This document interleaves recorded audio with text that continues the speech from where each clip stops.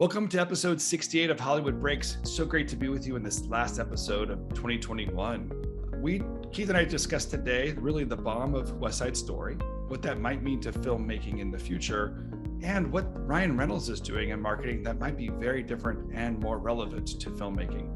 We also have a very lively conversation about the Oscars, what marketing really needs to be, and how to keep score films and films in the future. So this and many other things, welcome to Hollywood Breaks. I can't wait to see SpiderMan this weekend. Connor already saw it last night, so I thought he was going to be here today to tell us about it. But, why, dude? I want to get the lowdown. I haven't seen any of the other two, so oops. Yeah, maybe Lydia. I got some catching up to do. Maybe Lydia can text Connor and get him on here. But I have tickets for Monday night. Monday night, the whole family's going. We got a row at the theater, and it was sold out, man. I had to look through 5 different show times to find a cluster of 8 seats to go to. Now, of course, I always like the middle seat. There were plenty of front row seats in every showing. Oh, of course, yeah. I think Spider-Man's gonna be a pretty incredible showing.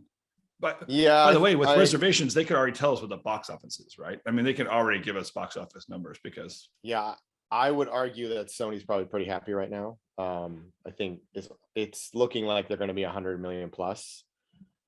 Some estimates are as high as 150. Sony's lowballing it at around 120 to 130, but it might exceed that. Because Spider-Man's just super popular. Everybody loves Spider-Man. You just can't go wrong with Spidey.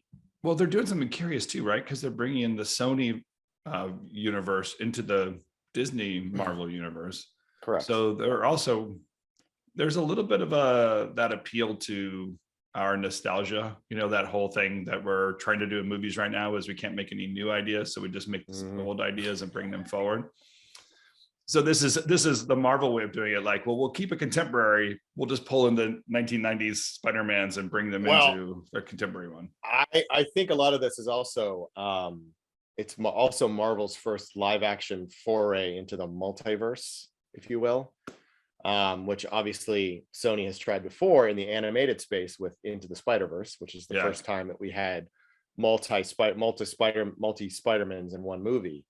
So obviously Sony took some of the lessons from that, and Marvel's like, ooh, this gives us an opportunity to rewrite the entire storyline. And they started doing that in Loki with the timelines and all these branches. So you can see that they're setting it up to sort of do a reboot of a lot of the characters. Who knows who Captain America is going to be, and there's all this conversation about who's who and what.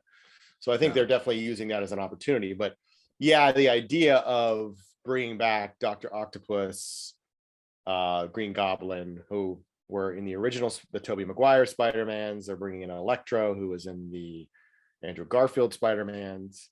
I'm curious whether or not Tobey and Andrew make an appearance. That's what everyone wants to know. Everyone's not been confirmed yet, and if they do make an appearance and Sony was able to keep the lid on that, kudos to Sony, because I don't know how you could keep it that quiet for this long, but apparently they've been able to do it. We'll obviously know today whether or not they're actually in the movie, because everyone's going to be online tweeting about it. But I'm not reading anything. I want none of that. I'm going to go in. I know I'm watching it 3 days later than everyone else, but I'm going to wait to see myself. Have you seen the other two? Have you seen the previous two? Oh yeah, Homecoming and okay. Yeah, I haven't seen the other. A Homecoming and No Way Home. Far From Home. Far From Home. Far From Home. I can't get it on a streaming service. I have to rent it. Come on, Sony. Like, give up the movies to Netflix so I can get caught up. I mean, seriously. Wait, Sony still doesn't have a streaming service figured out yet? No. Apple hasn't acquired them. We predicted that a year ago. Apple was acquiring Sony. We got none of that yet. Oh, man.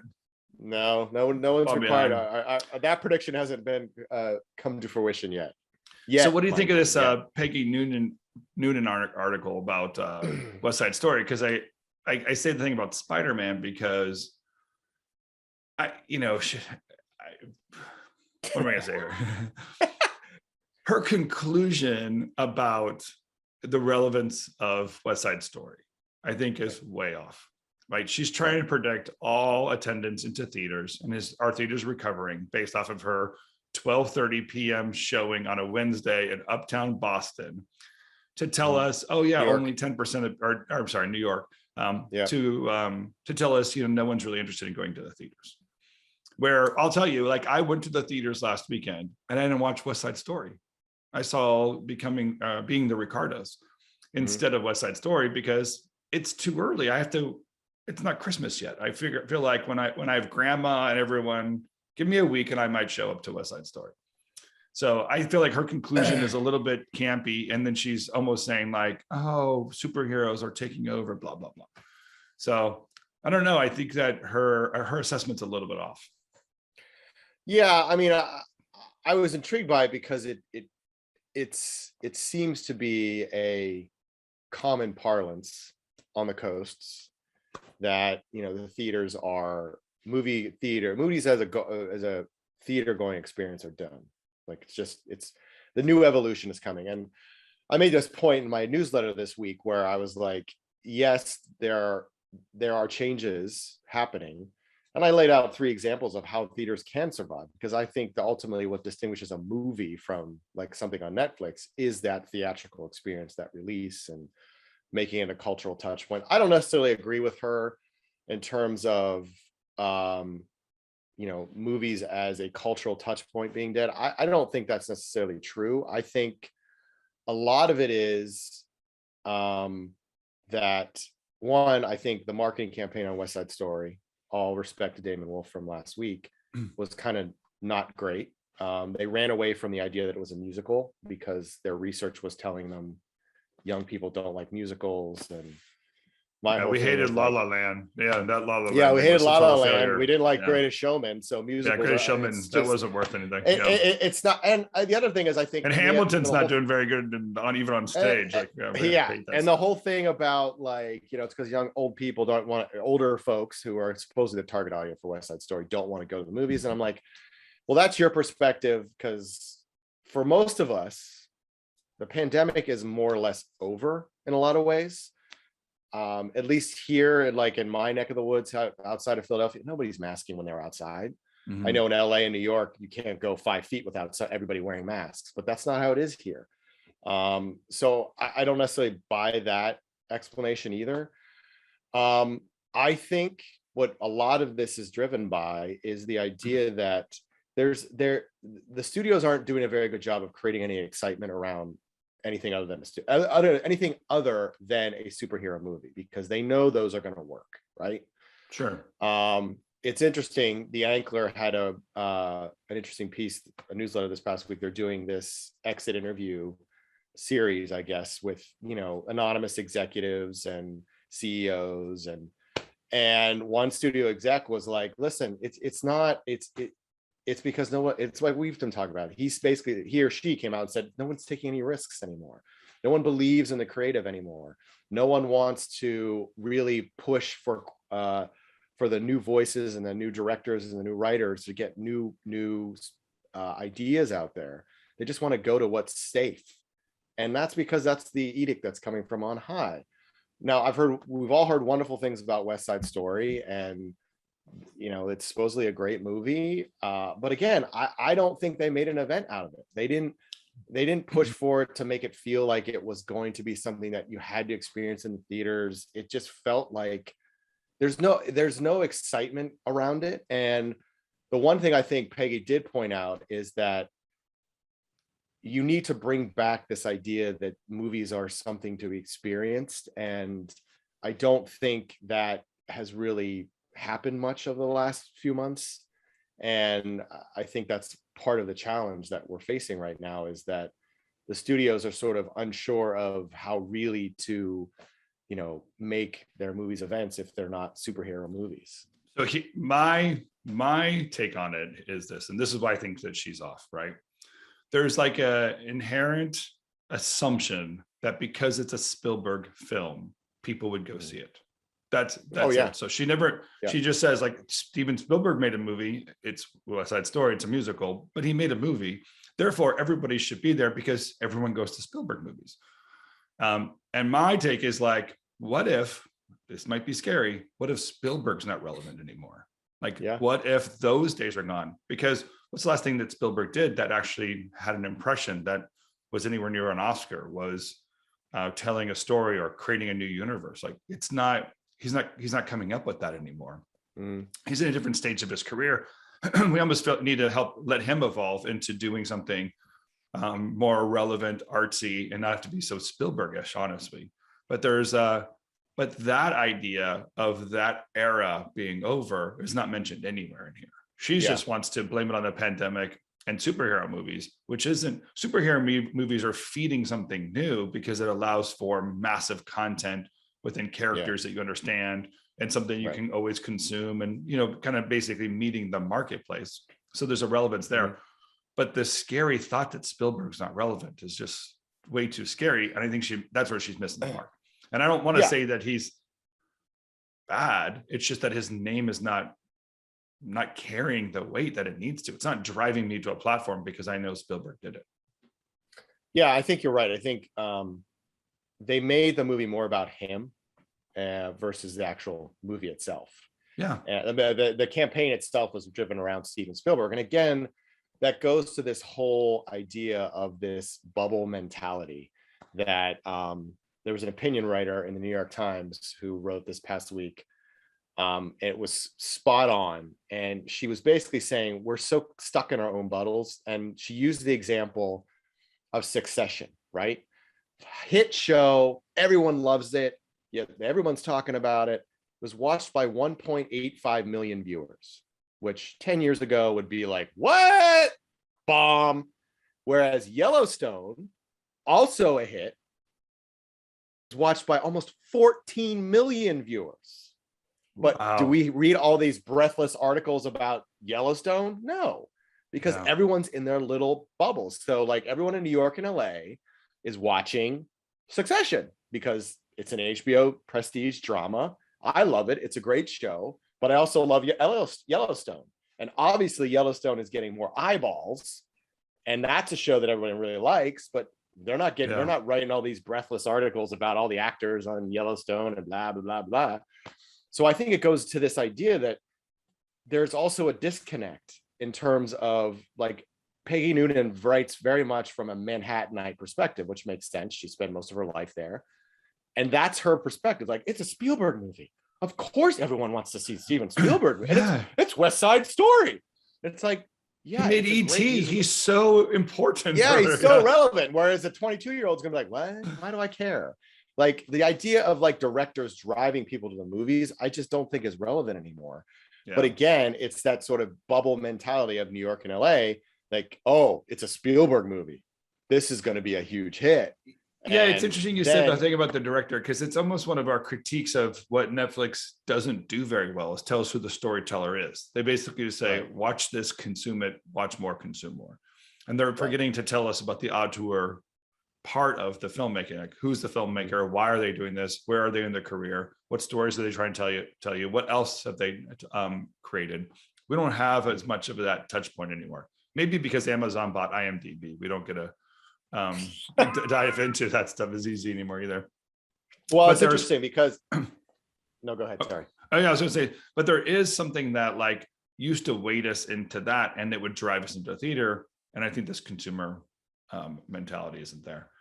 It's interesting because, that's not a bad idea, because they just assumed everybody knew who Spielberg was. And now I'm thinking back to when we were doing Avatar. And we ran into the roadblock of, we all knew who James Cameron was, but you know what we did? This was the one time that Hollywood kind of did. We in marketing anyway, did it right. We blasted focus groups all over the country. It wasn't just Sherman Oaks or some suburb in Westchester County. Yeah, right. We went everywhere.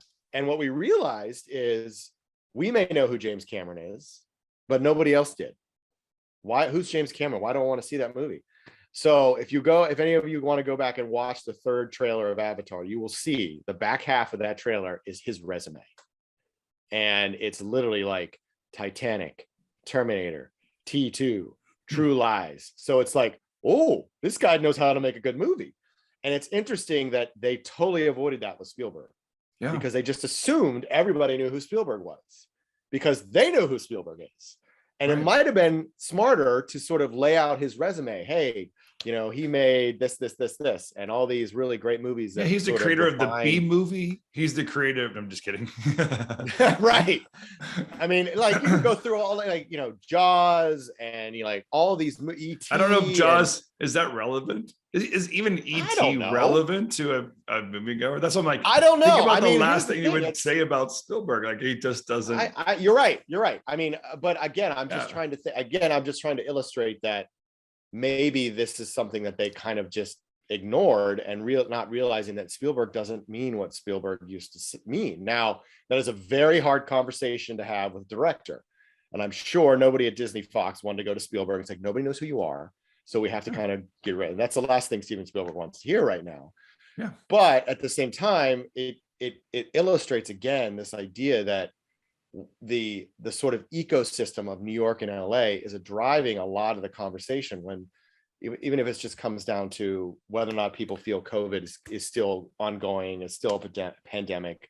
And the coasts and LA and New York, yes. You go anywhere else in the country, no, people just aren't acting I think like if you we're still in the midst of a pandemic. And it's the same thing with like the marketing of it all. Like they all assume everyone knows who Spielberg is. That isn't always the case.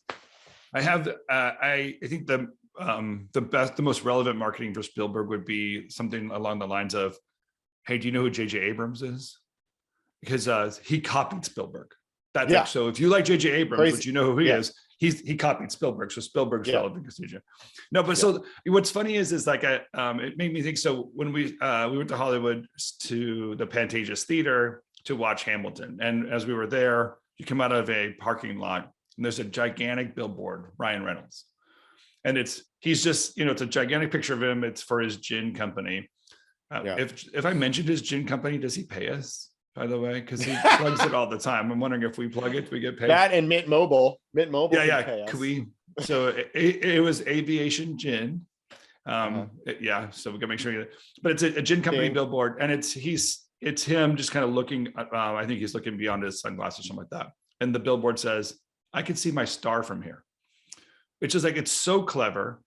And he's kind of that. It's his personality. He's out there doing it, and you don't have to wonder what Ryan Reynolds is doing. Like he's someone that's staying relevant in this marketplace and keeping the momentum going, because he has this idea of a personality and what the marketing is like in today's world. So even though Red Note, what was the thing? What the Red Netflix Notice. Red Notice. Again, like didn't hate it, by the way. I don't like Netflix movies. I didn't hate that one. I'm just telling you. Really? I didn't hate it. That's a shock to me and every one of our viewers. I knew what I was watching. I know. Maybe I should just be very careful. I'm changing everybody's opinion about me. But the fact that he and The Rauch and Gal Gadot, those folks are doing something where they're out there keeping themselves relevant, putting themselves in front of people, and then they can sell. Like that's real work. Yeah. That's the kind of the new work of Hollywood. Well, and I would say, I think this is what Ryan's doing that's so utterly brilliant. He is making relevant marketing in real time. Like that Peloton ad he did with Chris Noth, who now is obviously been accused of some pretty heinous things. So if anyone wants to try to watch it, you can't. They pulled it down. But prior to that, they literally ran the ad right after the episode aired where Mr. Big, spoiler alert, in the new Sex and the City series, dies on a Peloton. And then they did an ad with the woman from Peloton from last year that Ryan Reynolds so beautifully played. And it became instantly popular. Like that is just, he understands like how to make things that are so relevant. Now, I would love to see a studio try to do this, but the problem with that is, and I was talking to somebody about this week, it's because the layers of approval. Like Ryan doesn't have to go through 5 different layers of approval to get a spot out. Like he and his partner, George Dewey, who is a great digital, maven, and I worked with him at Fox, and he's really, smart and on top of it. They can just bang out a script like that and go shoot it. Like you can't do that in the studio, but that's what needs to start happening. If you want to be relevant, you have to do something that's going to be culturally in the moment, and it's going to get an instant reaction. And that's what he is so brilliant at doing.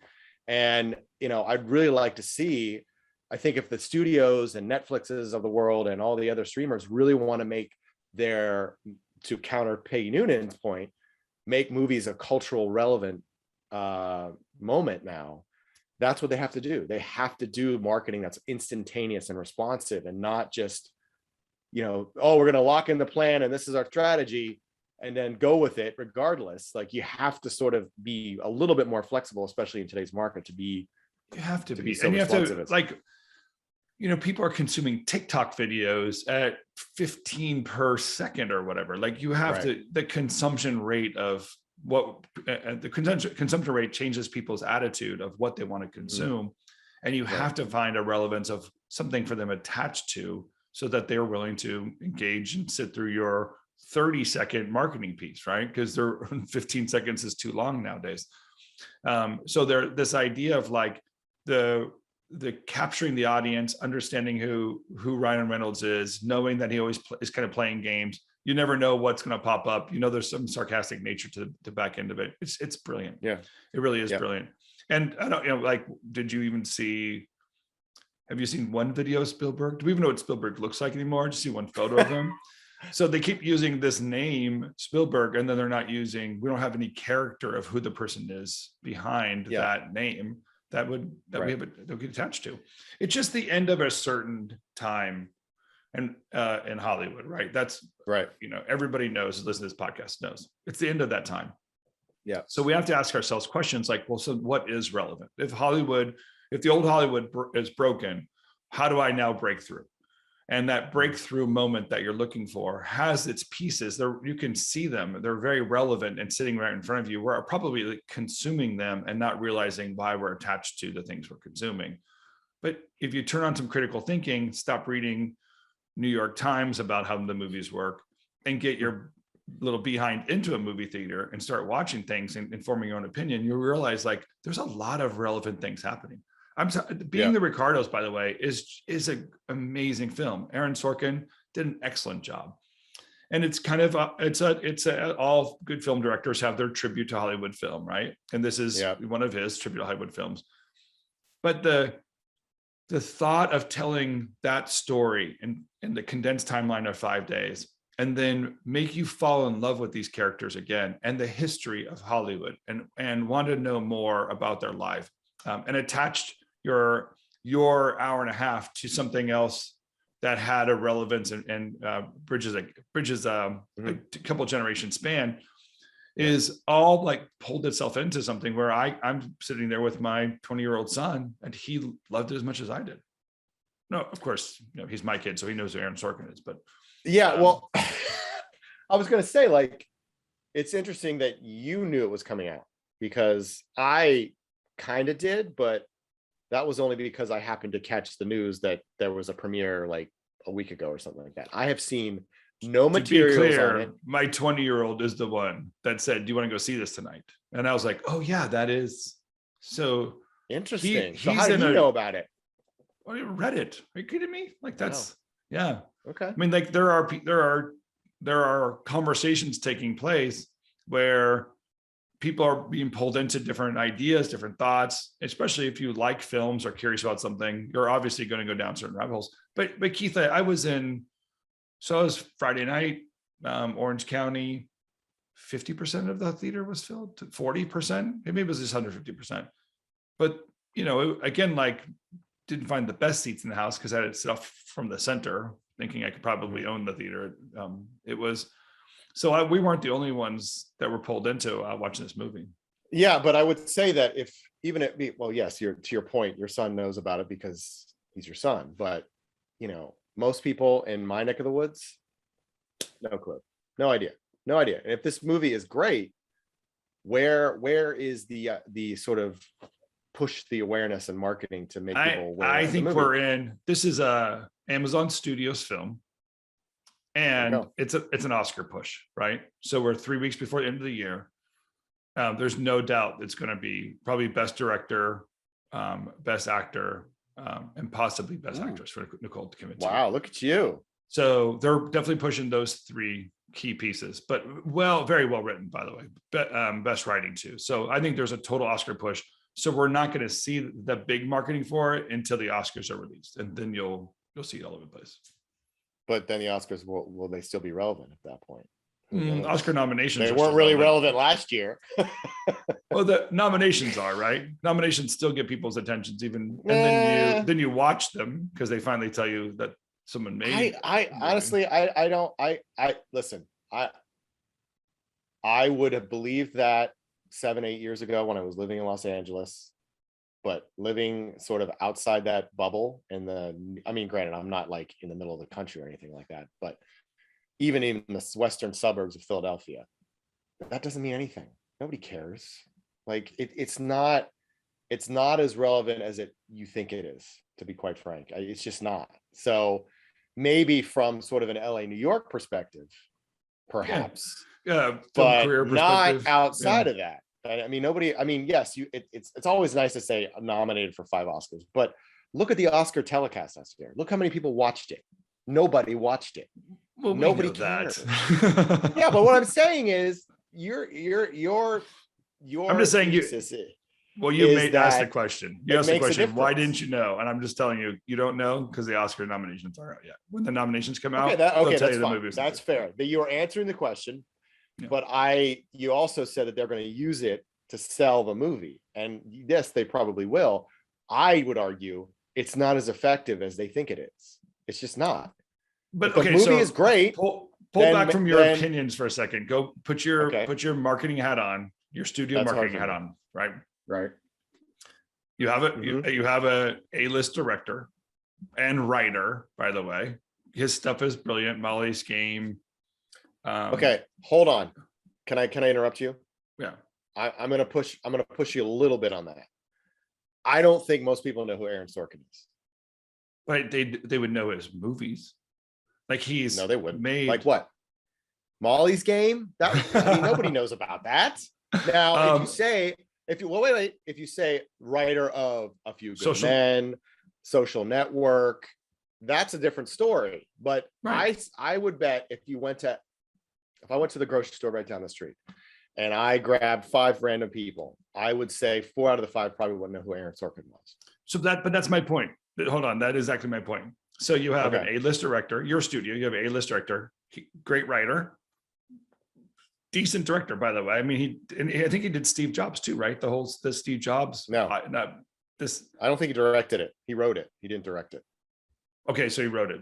So he's a brilliant storyteller. So you want to keep him alive, and he says, "I want to do this film." So you say, "Cool, let's Aaron, green light, do this film." Now you're in the marketing department. We say, "What are we going to do with this film?" You say, "Simple. Why waste any money explaining who Aaron Sorkin is and trying to get people to a theaters about Lucy and Desi that no one really knows about because that was 2 generations ago? Let's just get this thing in the theaters. This is Amazon, by the way, Amazon Studios. Let's get this thing in the theaters, and then let's do a for your consideration campaign. Let's leave all the money for the for your consideration campaigns, and then we'll see if we get an Oscar, and then we'll get our ROI." So they're like, "Cool, let's just rush it into the theater right now. Let's make sure we get it in before the deadline, so that when we're going to spend the money, we have that for your consideration dollars against it." They're like, "Yeah, that's totally what they're doing. It's all business move. Why would you even waste any money?" I understand the process behind it. I would argue for a broader push, saying from director Aaron Sorkin doesn't mean anything. Right. That's why. Neither does. That's why you didn't know about it either. I'm saying that nominated for 3 Oscars. That's not nobody. That's not relevant anymore. What I'm saying is, come on. If they're going to spend money on something anyway, Amazon is holding back, right? No, I understand why they're doing it. I mean, I know Jeff Bezos wants that gold Oscar, and he just likes going to the parties because, as I said a million times, Hollywood is high school, and he just wants to hang out with all beautiful people. So he needs a new girlfriend, right? Yeah. Exactly. So I understand the thought process behind it. You need the release for it to be, to get for consideration for Oscars. I understand that, and the FYC and all that kind of stuff. My thing is, if this is as great a movie as you say it is, which I believe it probably is, then this is an opportunity to drive people to come back to the movies, because this is a great movie. This isn't it. SpiderMan's why you get people back in the theaters. Like, come Okay, on. fine. Yeah, Well, that's all the superheroes, of course. They're going to get yeah. people back in the theaters. But what I'm saying is, it just reminds people that the medium itself is still a powerful storytelling one. And I think that is sort of the idea that they could potentially pursue in sort of the new year. You know, they'll probably do some. I mean, the other thing is Amazon. So they're not going to do a traditional, what's a small film like this would probably deserve, which is a platform release. You put it out in a couple hundred theaters, you get people talking about it, and you just keep broadening and broadening. It's kind of like what happened with the King's Speech. You know, you start small, everyone talks about how great it is, and then it just keeps getting bigger and bigger and bigger and bigger and bigger. And I think that may be the way to do this. So we'll see. But okay, so my whole thing in your Vision Craft brew, by the way, I'm curious about this. Your Vision Craft brew menu, what marketing strategy is that, by the way? The one where you start small and then you do word of mouth and it rolls itself out piece by piece by piece by piece. What movies would that be relevant for if I was a filmmaker? Well, that would be sort of a more genre specific, not necessarily broader story, but it's just a great movie and it's a great story. And you may not have the stars, you may not have the budget that necessarily would give you the eyeballs that you need. You're not going to go against SpiderMan, obviously. So a platform release makes sense for a movie that you really want to just build the audience and you want to build word of mouth. And you have I know you advise filmmakers about an Oscar strategy. I know you do. You're basically saying, hey, the most relevant way to market this film is recognize how the Oscars work. And let's spend our time and effort going towards something like that. Well, if they want an award, to greenlight a film, like before they even start, you can rate it and go like, hey, if you're going to make this film, let's make it. Let's put it this time. Let's create this release date. Let's recognize. Let's cast it with these folks, right? Right. Because we have Oscar-nominated actor, Oscar-winning actor, right? Playing Ricky. Like it's not like they're hitting certain marks just for that moment and. Beyond ROI, like just cash ROI, we know that people make movies for prestige. Well, listen, like, yes. So, for example, if they were to take this idea to a studio, my guess is the studio would cut the budget by like 20 to 30%, whatever Amazon spent on it, because one, it's a smaller story. It's not specific. Javier Bardem and Nicole Kidman aren't really stars that are going to drive people to the theaters. Right. Aaron Sorkin's a great writer, but again, doesn't mean anything to anybody in Iowa. He just doesn't. Right. So a studio exec is not going to be like, oh yeah, I'll make this for like, I'll do this movie for like 30. They would probably be like, I'll do this movie for like 30 million. You go to Amazon, they'll be like, okay, yeah, we want gold. We want to be legit. Jeff Bezos, I want to beat Ted and Reed to the gold statue. So we can make this movie. I mean, but yeah, that if you want an Oscar, great. But there's an entirely different strategy from that to technically a platform release. Because if you're doing an Oscar campaign, yes, you release it in a couple hundred theaters in New York and LA because that's where most of the voters are. And then you have to go after all the guild screenings. So you do all the guild screenings, and then you get Nicole and Javier doing all the sort of screenings, the guild screenings, and they show up, and then you get Aaron Sorkin to show up. I think that's a completely different strategy from starting a movie small and letting it build naturally. Like what Damon Wolf said with La La Land, where it was like, we just didn't think people would get it if we let it out wide. So we started small and let it build from there. That's a different thing than an Oscar campaign. So this is a platform play. You would say this would be the platform play, like La La Land, where you basically recognize, I'm going to get it in under its mark. Because I guess being an Amazon film, Amazon is not doing what Netflix does with their films, right? They're not saying consume this. They have made a film, they put it in a theater, at the end of the year for because they want to qualify, to qualify it. And they're not saying, oh, it's going to drive a lot of viewers to our Amazon platform. They're not doing that at all. They're basically saying what we need is an Oscar count. So come March, we have a bigger Oscar count than the other platforms, and they're going to add up the pieces there. So that's all very, very relevant and very useful. And that's why they greenlight Aaron Sorkin's film. So if you go back to the job that you do with filmmakers of like, should we even greenlight this thing? Then you say like, there are very relevant reasons. And by the way, the whole purpose of this podcast, you want to learn how to break in, start finding ways and recognizing where the score is counted. Yeah. So if you think like the only way to make a film is a superhero movie, and because box office numbers count, you and I are saying it's not the only thing that counts. There are other ways that people keep score, and be part of that strategy. Make relevant content for that strategy, or at least the content you want to make, realize where it fits into that strategy and play itself out. Right. That's exactly right. And I think right, that would be for today. Yeah, there you go. See, that would be sort of the idea behind it. I'm sure, as we've had Cameron on, and she has mentioned that the whole point of Prime Video is to get people on the platform and stay on the platform and just stay there and play on Amazon till, the sun comes up. That's the point.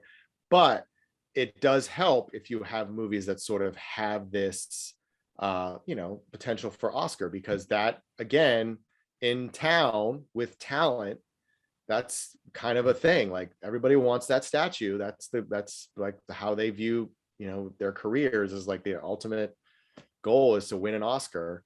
And the streamers want to prove that you come here, you'll get an Oscar nomination. So that, or I'll subscribe. I want to watch the Oscar nominated films. I'll subscribe to the platform just so I can watch it. Yeah. And you feel like, well, what's $10 to watch a film? Well, it's $10 a month, but you just think at that point, what's $10? So you get the subscribers to watch that one film, and then they don't leave. Right. Yeah. Yeah. All right. Hey, by the way, this is our last of the year. I know. Podcast of the year. Holy cow. Right. End of 2021. Before we wrap up, because Lydia's already hitting me up that we're beyond time. Running over. Before I give up, what's the Christmas movie you're going to watch? What's the number one Christmas movie for the? Which one am I going to watch? What's the number one Christmas movie for your family that you have to watch? Are we talking new movies, or are we talking like Christmas old movies? And I'm not talking about your Hallmark movies that you and your wife cuddle up with every night, and you're drinking cocoa, and you're watching me? I watched another those, Princess Christmas 2 or whatever. I watch those just to laugh at them. But see, you do watch them. I totally called you out on that.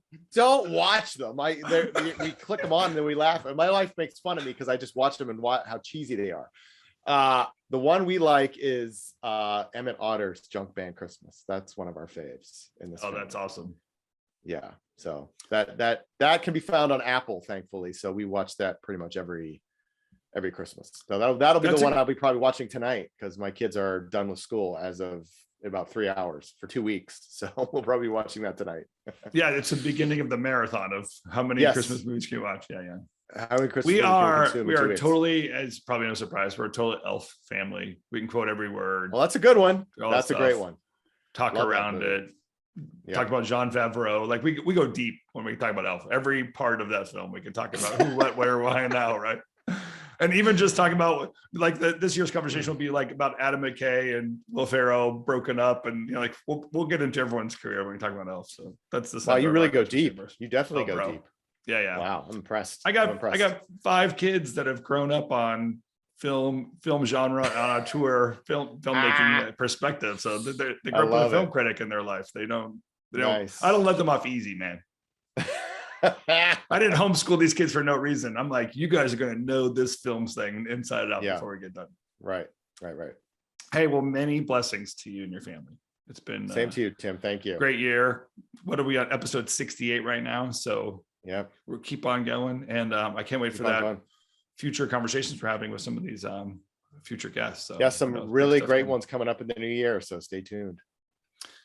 Let's also thank Lydia and all of her amazing production talent that she puts behind this thing, making sure that cameras are turned on, lights are turned on, recording is done, and recording is uploaded, as we all know has a challenge, if you're asking me. Yes. And Michelle, I know you're sitting right next to Lydia right now, and thank you too. Hopefully that Lydia shared her headphones with you, so you can hear this. But thanks to you guys, and Merry Christmas to all of you. And we appreciate you being part of this podcast process.